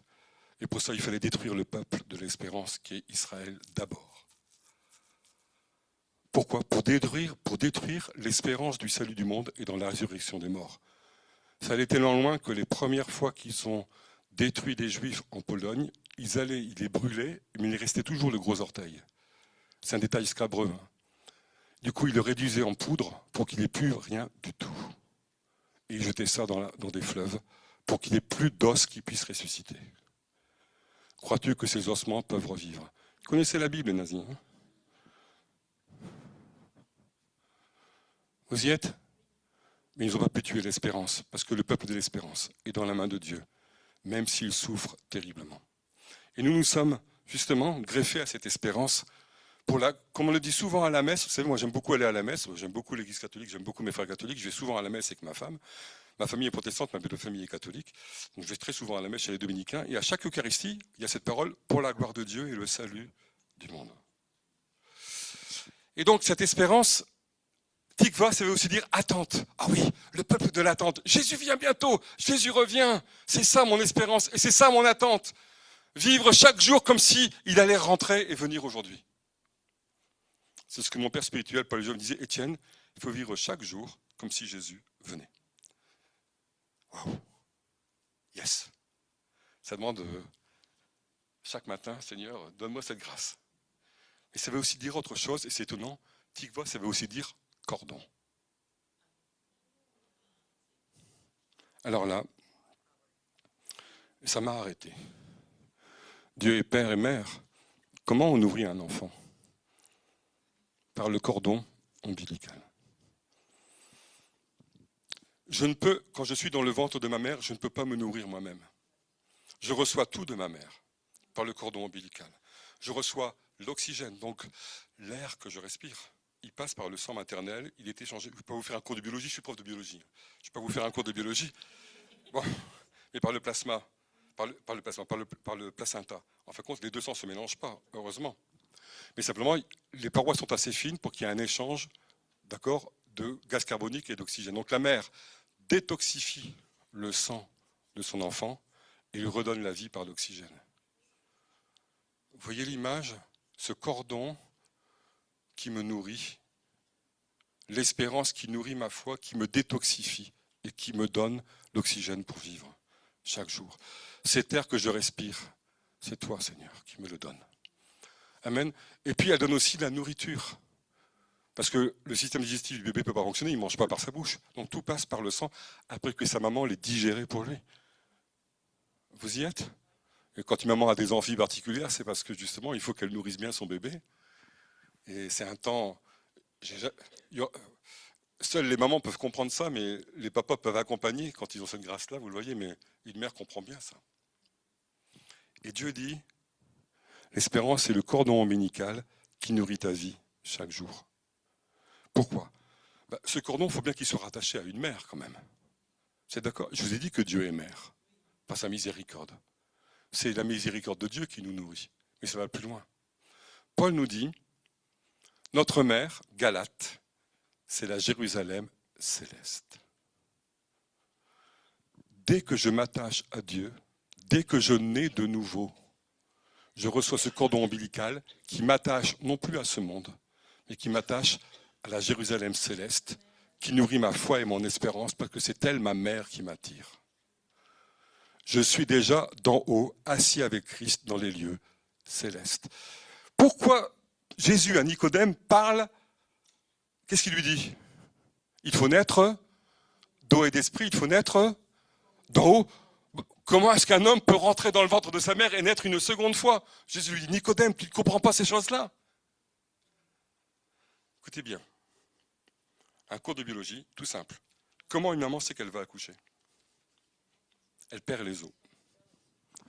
Dans le ventre de ta mère, tu es dans l'eau et tu sors de l'eau pour naître. Quand tu passes par l'eau du baptême, tu sors des eaux d'en haut de la Jérusalem céleste pour naître à la vie nouvelle. Naître d'en haut d'eau et d'esprit. Tout homme, toute femme née de nouveau, il va être nourri par ce cordon de l'espérance qui, à la différence du cordon terrestre, n'est pas coupé. Il continue à nous nourrir. Et Paul dit, c'est comme une ancre dans le ciel qui m'attire, qui m'attire. Parce que je sais que c'est ça mon avenir. Et c'est ça mon avenir, mon espérance pour le monde. Qu'est-ce qui a permis à Maximilien Kolbe, ce franciscain catholique, déporté avec des juifs dans un camp de concentration? Qu'est-ce qui lui a permis, au moment où les nazis, vous savez ce qu'ils faisaient, chaque matin ils faisaient le compte, et quand il y avait des hommes trop faibles, ils en prenaient 1 sur 10, puis ils les éliminaient directement. Ou parfois, lorsqu'il y avait des représailles, ils prenaient au hasard des hommes, puis ils les tuaient. Et là, il y avait un de ces comptages morbides comme ça le matin, et un des hommes qui est pris, c'est un juif, et il s'effondre en larmes en disant, mais ma femme et mes enfants ne me reverront jamais. Et alors Maximilien Kolbe, il se lève et il dit aux nazis, je m'offre à sa place. Les nazis ont accepté, et ce prêtre catholique est mort, assassiné par les nazis. Mais le plus beau, nos frères catholiques ont une habitude que nous n'avons pas dans le monde protestant, je ne la juge pas, je ne la critique pas, c'est leur culture. Elle a aussi du sens. Jean-Paul II, qui était un Polonais, a voulu honorer Maximilien Kolbe comme un modèle. Alors, quand les catholiques veulent honorer un homme comme un modèle, vous savez qu'ils le béatifient. D'accord ? C'est-à-dire qu'en fin de compte, on va dire qu'ils en font un saint dans le panthéon catholique. J'ai rien contre ça à partir du moment où je dis simplement que ces modèles sont souvent des modèles de foi qui nous enseignent énormément de choses. Vous voyez ? Moi, quand je lis la vie des saints catholiques, parfois ça me bouleverse. Il y a aussi des saints protestants. Hein. Vous voyez ce que je veux dire ? Il y a une grande nuée de témoins qui nous entourent. Bon. Et ce qui était le plus beau, c'est que le jour de la canonisation, de la béatification de Maximilien Kolbe, le juif qui l'avait sauvé était là au Vatican avec sa femme, ses enfants, ses petits-enfants, ses arrière-petits-enfants. Voilà. Vous comprenez, frères et sœurs ? Qu'est-ce qui a poussé Maximilien Kolbe à ça ? Parce que son espérance était déjà assis avec Christ dans les lieux célestes, nourri par la vie du royaume qui a vaincu la mort. Amen. Gloire à Dieu. Qu'est-ce qui permet à nos frères et sœurs de résister dans l'Église persécutée ?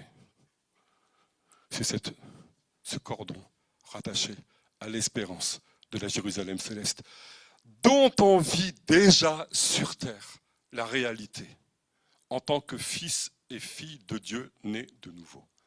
Amen. Frères et sœurs, le baptême, c'est ça. C'est naître d'en haut. Alléluia. Assis avec Christ dans les lieux célestes. Alors du coup, je vous une parenthèse que je referme très vite parce que ça nous impose une hygiène de vie quand même. Parce que la différence d'un bébé, je peux quand même me nourrir par moi-même. Vous comprenez ? Dans l'hygiène de vie, elle n'est pas que biologique, elle est aussi spirituelle. Et en fin de compte, par où ça rentre principalement ? C'est par le regard. Aujourd'hui, dans le monde, il faut faire très attention à ce qu'on regarde, à ce qu'on voit. Mais aussi à ce qu'on entend. Moi, je reconnais devant le Seigneur, et ça me heurte encore, j'ai une passion un peu folle pour des films d'action. Je suis très cinéphile. Je suis allé voir Avatar 3 avec mon fils. J'en suis ressorti en disant, c'est d'un paganisme absolu. Vous voyez ? Il y a des gens qui se nourrissent que de ça. Alors, comme j'ai la nourriture céleste, j'arrive à comparer et dire, bon, ça vous comprenez ? Parce que je sais ce qui est bon. Ça a un goût qui ne me va pas. Les images sont belles. Vous voyez ce que je veux dire ? Voilà. Et donc, quelque part, on est appelé chaque jour à cette diététique. Diète, plus loin, éthique. Ce que les Juifs appellent la cacheroute. La cacheroute, c'est pas manger n'importe quoi, pour rester consacré à l'Éternel. Voyez ? Amen. Donc, voilà. Seigneur, où est-ce que j'en suis de ce cordon ombilical ? Voilà. On va prier pour ça. Et je vous pose la question simplement, où est-ce qu'on en est de ce cordon ombilical ? C'est-à-dire que, est-ce que chacun d'entre nous avait déjà entendu cela, en avait conscience ? Mon frère, ma sœur, si tu as été baptisé, si tu as donné ta vie à Jésus, ce cordon t'a été donné. Parce que tu es né d'en haut. Mais simplement, il ne faut pas mettre un clamp sur le cordon. Il faut te laisser nourrir par lui. Moi, je suis né avec le cordon entouré autour de ma tête, parce que j'étais un remuant dans le ventre de ma mère. Elle disait que je jouais souvent au foot. Vous voyez ? Bon, il y a des moments, ce cordon, vous voyez, on s'en sert mal quelque part. Vous voyez ce que je veux dire ?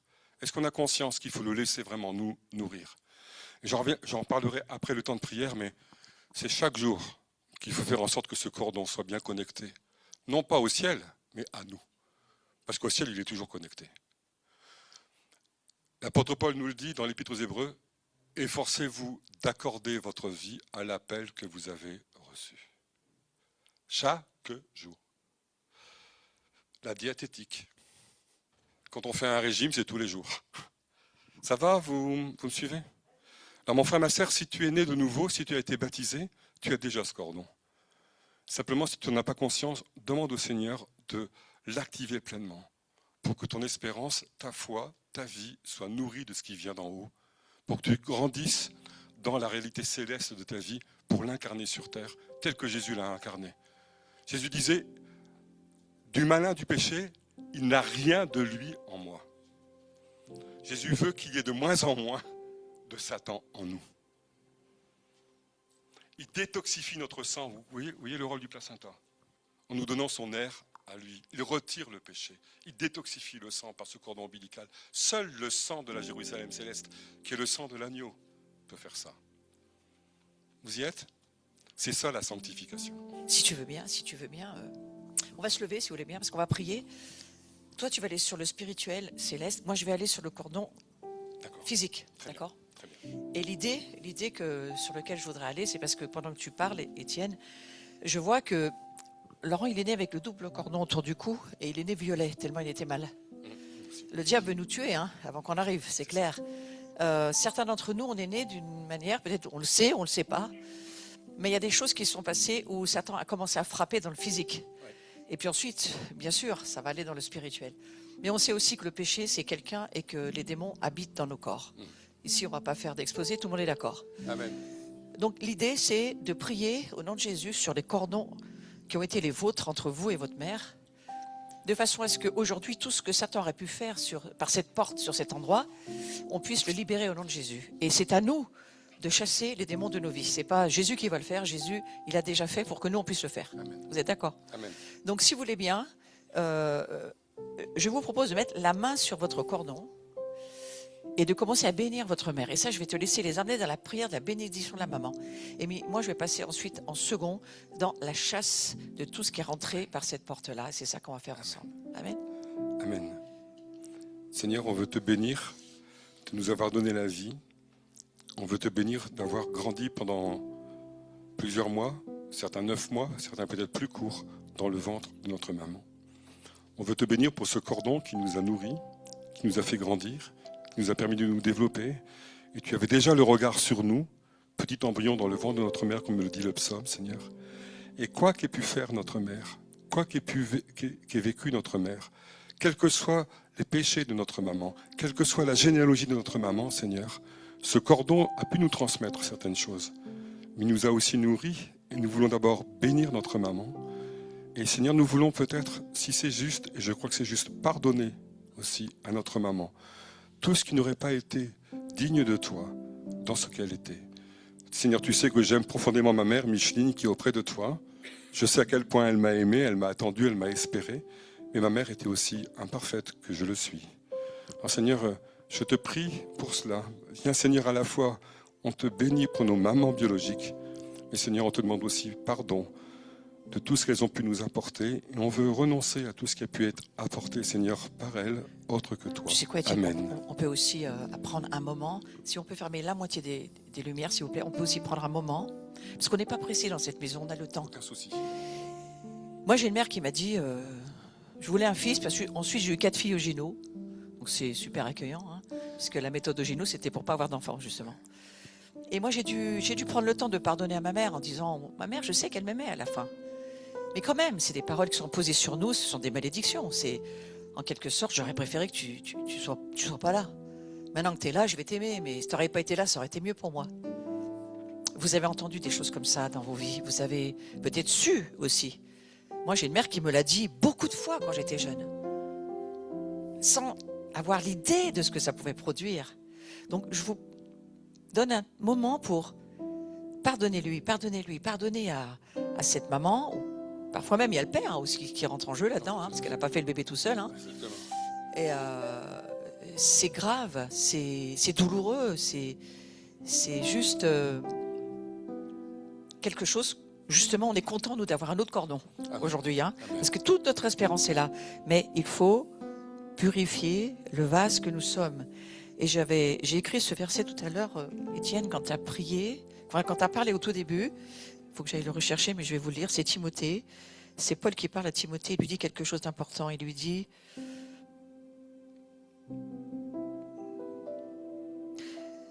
Dans une grande maison, il n'y a pas seulement des vases d'or et d'argent, mais il y en a aussi de bois et de terre, les uns pour un usage noble et les autres pour un usage vil.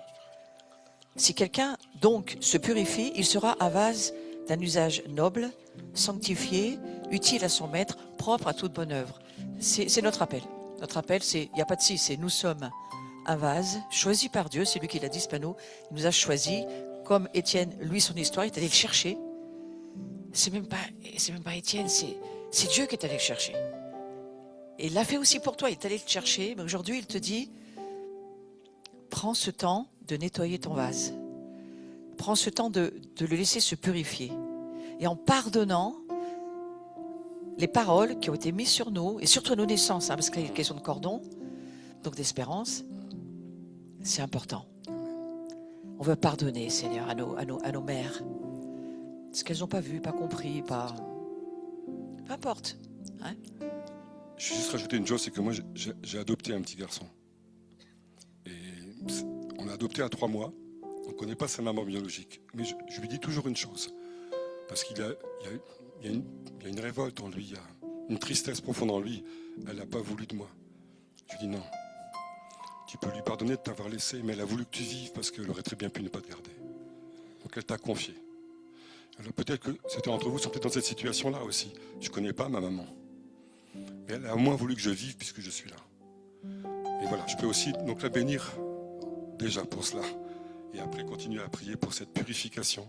Parce qu'aucune de nos mamans n'est parfaite, comme moi-même je ne suis pas parfait. Mais c'est sûr qu'elle nous a nourris. Elle nous a permis Aucun de vivre. père, aucune mère n'est parfait. Gloire à Dieu, vous savez pas pourquoi? Parce qu'il n'y a que lui qui est parfait. Alléluia. Tous les hommes, Amen. femmes, sont privés de la gloire de Dieu. On est tous au même étage. Mais on sait qu'on a un père, on a une mère au ciel qui s'appelle Dieu. Amen. Maintenant, là où je voudrais aller, c'est par expérience, parce que je le sais par expérience. Passe par ce cordon beaucoup de démons qui s'appellent la mort, le sentiment de non-existence. C'est un démon qui s'appelle « tu n'existes pas et tu n'existeras jamais ». Ce démon-là, frères et sœurs, il faut le laisser s'en aller.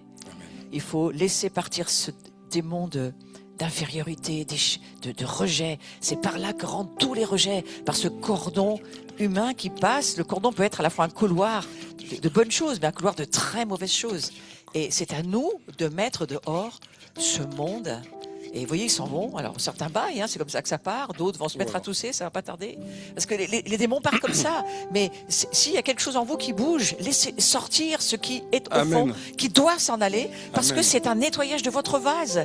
Et votre vase, c'est celui du Seigneur. Amen. On est entre et les nous. démons Amen. doivent s'en aller parce que ce ne sont pas les bons habitants. Alléluia. Ils n'ont pas à passer par là. Donc, laissez toujours la main sur votre ventre et commencez à dire, Seigneur, merci, ils s'en vont. Jésus.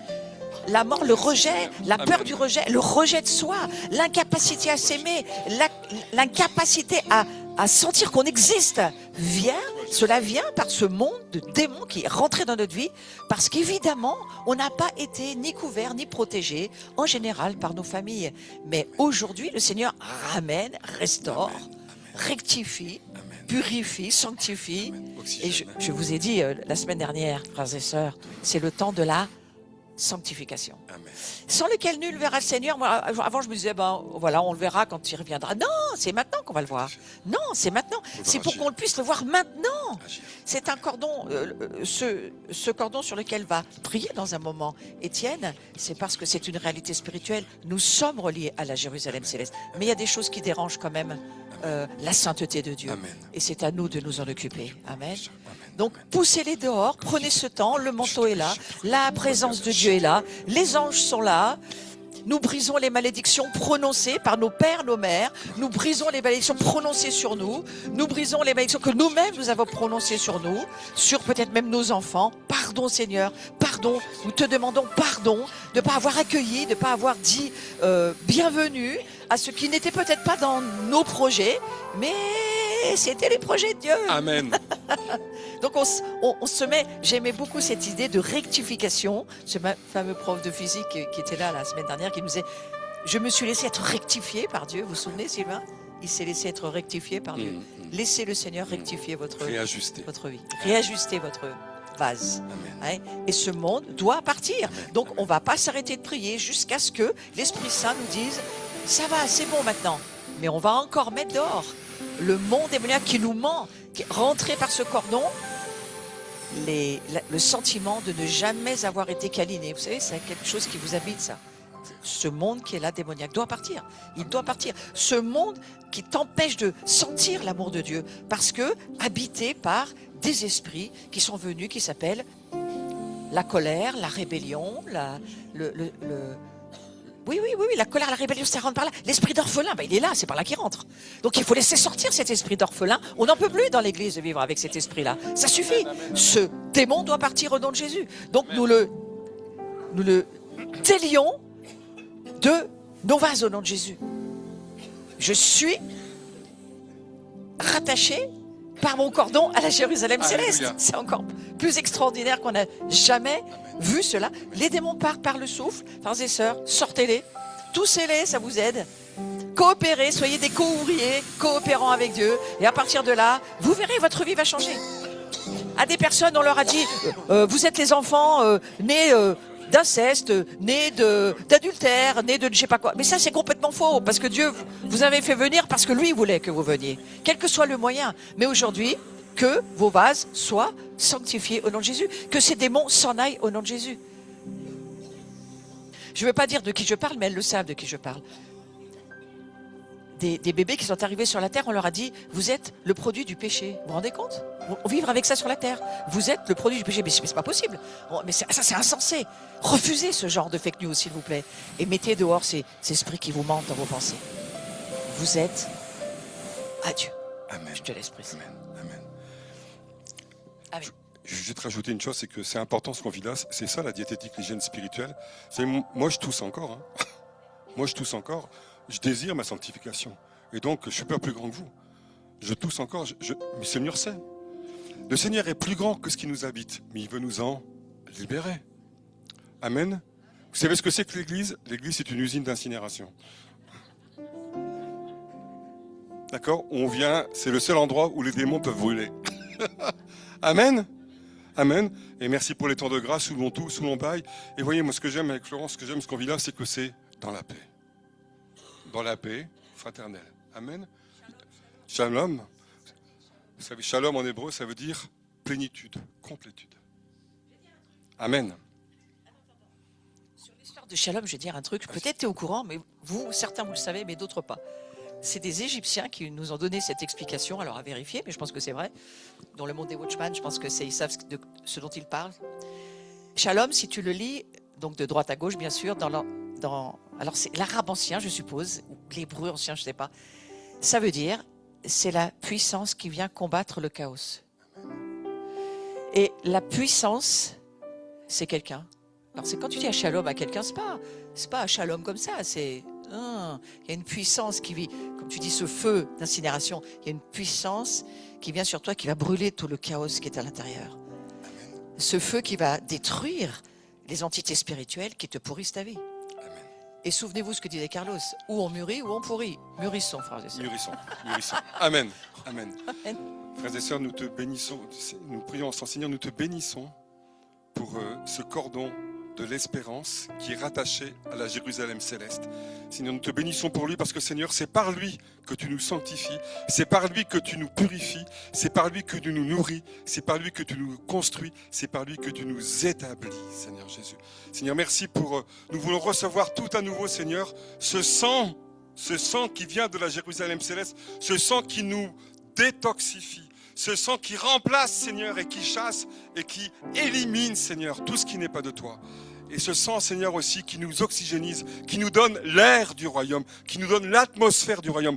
Quand nous respirons par ce cordon, c'est l'oxygène de Dieu, c'est l'oxygène du royaume que nous respirons. C'est l'air qui vient de la Jérusalem céleste, l'air de la sainteté, l'air de la présence de Dieu pour toujours. Seigneur, nous appelons cela dans nos vies. Nous appelons à ce que ce cordon soit toujours ouvert, Seigneur, et nourrisse, et vienne. Comme l'enfant n'est pas conscient que le placenta fonctionne, Seigneur, nous voulons te dire oui, Seigneur, à tout ce que nous recevons de par ce cordon ombilical céleste, Seigneur. Nous sommes, comme le dit l'apôtre Paul, assis avec toi dans les lieux célestes. Et si nous sommes dans ce monde, Seigneur, c'est lui qui nous nourrit, c'est lui qui nous donne la vie. Et c'est pour cela, Seigneur, que même la mort ne pourra pas nous arrêter. Parce que ce cordon, c'est le cordon qui est aussi relié à l'arbre de vie. L'arbre de vie. Cet arbre qu'on ne pouvait pas manger dans le jardin d'Éden. Pourquoi? Parce que si on avait mangé en état de péché, ça aurait été une catastrophe. Mais là, par le cordon, grâce au sang du Christ, à son sacrifice, je suis nourri par le sang, la sève de l'arbre de vie. Mon frère, ma soeur, recevons cette parole comme une parole de bénédiction, de salut pour nous. Nous sommes désormais attachés à la Jérusalem céleste. Ce cordon est ouvert. Et chaque matin, si vous voulez, vous pouvez dire, Seigneur, je veux encore recevoir tout pleinement de ce cordon maintenant en ton nom durant toute cette journée. Amen. C'est vraiment important parce que dans le monde dans lequel l'on vit, si nous voulons être des ambassadeurs du royaume, il faut que nous soyons nourris par le royaume. Si nous voulons être les porteurs de la lumière du Christ, il faut que ce soit, comme dit l'apôtre Paul, ce n'est plus moi qui vis, c'est Christ qui vit en moi. Amen, amen. Et j'aimerais ajouter une dernière chose. Vous savez quel est le lieu, par excellence, où nous sommes nourris de ce qui vient du royaume? C'est à la Sainte Seine. Ceci Ici, est mon on le corps. sait, non? On le sait. Qui Ceci sait ça? est mon sang. Qui sait ça ici? Regarde, regarde. Amen. Soyez bénis. Amen. Amen. Amen. C'est une réalité que nous cherchons à vivre ici. Amen, amen. Demain, on l'a fait avec toi. Amen. Parce que vraiment, ce repas-là, c'est le repas. Demain. Écoutez bien, juste une chose. Tu dresses devant moi une table en face de mes ennemis et tu me nourris d'en haut. Amen. Et demain, tu nous en parles. Alléluia. Demain, dans la Gloire à Dieu. la révélation dans laquelle Amen. tu es. On va juste prendre ce chant Alléluia. et on va faire une pause, d'accord? Mais c'est tellement important, c'est comme on est encore un peu en salle d'opération. Là, on va donner le temps aux choses de se refermer parce on touche à des choses célestes extrêmement profondes, frères et sœurs. Debout, assis, allongé, peu importe. Prenons ce chant avec Laurent. Nous t'adorons, Seigneur, dans les révélations dans lesquelles tu nous emmènes dans ces jours. Nous t'adorons, Seigneur. Tu es digne de régner.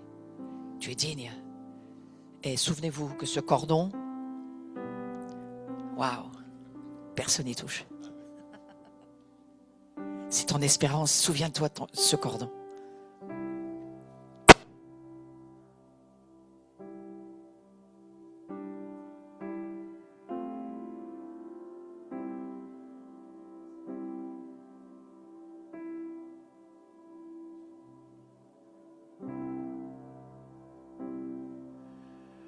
Et l'Oméga,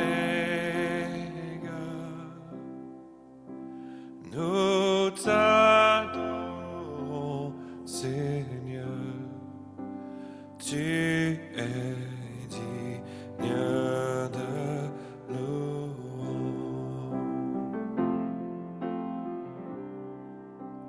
Tu es l'alpha et l'oméga.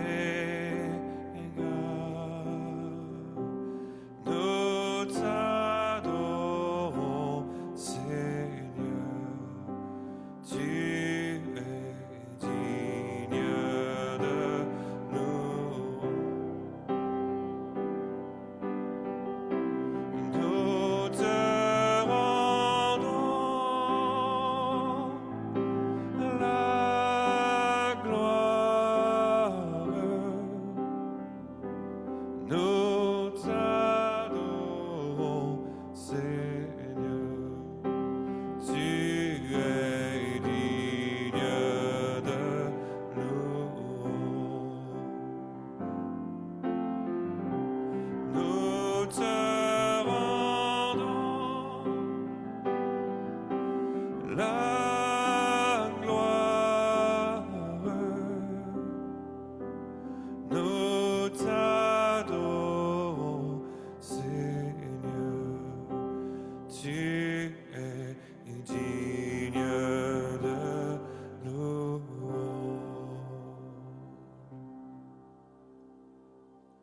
Tu es l'alpha et l'oméga.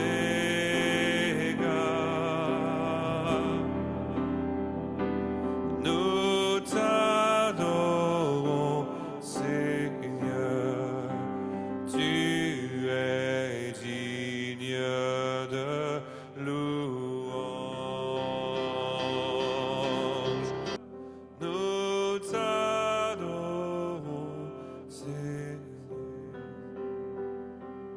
Nous t'adorons, Seigneur, nous t'adorons. Nous t'adorons, Seigneur, nous t'adorons. Nous t'adorons, Seigneur. Tu es digne de louange. On va pas s'arrêter tout de suite, on va rester 2 minutes ensemble. Je veux prier spécifiquement sur ceux qui ont vécu le double cordon autour du cou au nom de Jésus. Le Seigneur me dit, chasse cet esprit de mort au nom de Jésus. Alors c'est ce que je fais. Je chasse l'esprit de mort entré, qui t'a étranglé, qui a essayé de te détruire, qui a essayé de tuer ta vie et qui a fait qu'on a prononcé sur toi, même toi tu as prononcé sur toi-même. Reste debout, comme ça on ne sait pas qui c'est. Restez debout. C'est mieux de rester debout. Restez debout et laissez le Seigneur toucher votre vie. Je prie sur ceux qui ont eu le double cordon autour du cou et qui ont été en cyanose, pour lesquels l'air a manqué. L'étranglement est arrivé. C'est comme une décapitation. Et le Seigneur me dit, sur cette porte-là, je libère ma famille. Je libère les enfants, je libère les fils, les filles. Je libère tout ce qui est entré par cette porte du double cordon autour du cou, au nom de Jésus. Et le premier qui va tousser, c'est Laurent, au nom de Jésus. Oui, tu vas le faire. Tu vas le faire pour aider tout le monde. Voilà, tu vas le faire parce que c'est ce qui lui est arrivé. Et le Seigneur me dit, ça détruit une vie. Ça, c'est le destructeur qui vient. Ça, c'est celui qui veut te tuer. Ça, c'est celui qui laisse rentrer la mort. Et il faut laisser sortir cette mort au nom de Jésus. Accepter l'idée que les failles sont là pour que tu puisses être libre au nom de Jésus. Sois libre de cet esprit de mort qui tue, qui fait qu'aujourd'hui, chaque fois que tu fais quelque chose, tu as l'impression que ça ne va pas réussir. Et cette malédiction-là, elle est détruite au nom de Jésus. Merci Jésus. Et on va encore rendre la gloire à Jésus. Nous te rendons la gloire, parce que sans toi, nous ne serions pas vivants. Sans toi, nous serions en train de vivre un enfer sur la terre. Mais grâce à toi, nous avons un cordon qui nous branche à la Nouvelle Jérusalem. Amen. Alors on va rechanter encore une fois notre adoration à ce Dieu. On sait pourquoi on l'adore, frères et sœurs. Parce qu'il nous a sauvés de l'enfer.